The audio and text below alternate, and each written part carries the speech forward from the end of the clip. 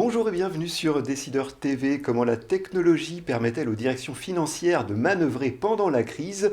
Nous en parlons avec notre invitée Laurence Yvon, qui est directrice France et Royaume-Uni de Wolters Kluwer CCH Tagetik. Laurence Yvon, bonjour. Hugues, bonjour, ravi de vous rencontrer. Alors, la crise manifestement a un impact sur les fonctions finances. Selon vous, elle entraîne une accélération des processus financiers. Pouvez-vous nous expliquer tout ça? Bien sûr, alors c'est sûr que le phénomène de crise qu'on vient de traverser a impacté de plein fouet les directions financières. Leur fonction ne change pas radicalement. Ce qui a effectivement énormément changé, c'est la dimension temps. C'est-à-dire que quand les directions financières se pilotaient en faisant des réestimés une fois, deux fois, trois fois, quatre fois dans l'année, il y a une nécessité de réadaptation constante. Ils se sont réadaptés parce que c'est de façon hebdomadaire qu'il a fallu réagir sur des full PNL, des reprévisions. Donc la dimension temps a vraiment explosé, elle est devenue complètement instantanée et ça a remis en cause toute la façon de travailler de la fonction finance. Alors le DAF doit donc gagner en agilité selon vous? Alors, le DAF doit gagner en agilité. Imaginez bien que déjà, la direction financière est habituée à fonctionner par rapport à un repère qui est le budget qui est juste devenu complètement obsolète et sans aucun sens toute l'année dernière et encore maintenant. Tout bouge tout le temps, donc ils ont besoin de gagner totalement en agilité, de refaire des estimés complets, des full PNL, d'avoir une vision cash, de prendre en compte toutes les mesures gouvernementales extrêmement rapidement, c'est pas toujours très simple, à une cadence effrénée. Donc ça a été fonctionné sans repère, dans un autre mode de travail. Bon, c'est vraiment tout ce qui leur est arrivé, puis qui est encore une réalité au moment où on se parle. Et alors, comment les logiciels permettent-ils aux fonctions finance, justement, de gagner en agilité dans cette crise? Alors, imaginez bien que dans cette cadence que je vous évoque, s'échanger des fichiers Excel par mail, se poser des questions sur le réel, savoir où est-ce qu'on en est, c'était juste plus possible. Donc, le gros intérêt, c'est de leur mettre à disposition une plateforme qui va leur permettre déjà de travailler en collaboratif, avec du workflow, d'automatiser, vous savez, toutes ces données qui sont issues du passé, sur lesquelles les contrôleurs de gestion passent 3/4 de leur temps.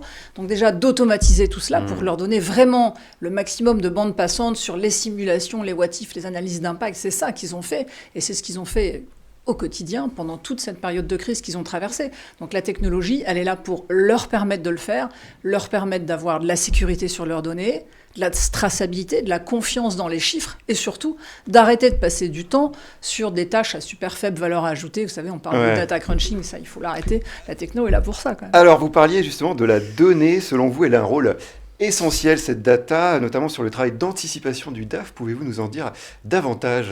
Oui, je dis souvent que la donnée, bien sûr, est dans les mains des CFO et je leur dis, mais c'est vous le Chief Data Officer de l'entreprise, puisque d'abord, eux et leurs équipes, ils ont accès à la formation, à la donnée elle-même, ils y ont accès, ils ont la rigueur pour la structurer et ils ont la compétence pour la comprendre. Et c'est vraiment le fuel, le carburant pour pouvoir piloter la performance de l'entreprise qui va leur demander de croiser des données financières, certes, et des données non financières comme des inducteurs d'activité, des volumes de vente, des paires de matières premières, des informations qui viennent du supply chain, etc. C'est tout ça qu'il faut croiser.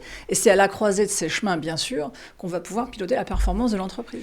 Alors, selon vous, l'intelligence artificielle a aussi un rôle à jouer, notamment dans les actions d'analyse prédictive. Pouvez-vous nous en dire davantage? Alors, l'intelligence artificielle, c'est vraiment un apport technologique majeur qui amène dans le moteur lui-même donc d'une information, du machine learning, pour être capable, par exemple, de parler de predictive analysis. Alors, on va être clair, l'intelligence artificielle ne va pas remplacer ni la finance, les opérationnels. L'idée, c'est de leur mettre dans les mains davantage d'informations pertinentes, par exemple, comme de challenger des prévisions qui peuvent être faites par des patrons des ventes, et que l'intelligence artificielle, compte tenu du nombre d'informations qu'elle va pouvoir compiler, analyser, structurer et apprendre avec ces jeux de données, eh bien, va pouvoir challenger les prévisions et leur proposer d'autres modèles, et même d'aller un cran plus loin et de se dire, et si on bougeait tel ou tel indicateur opérationnel, quel serait l'impact sur nos prévisions, sur la marge.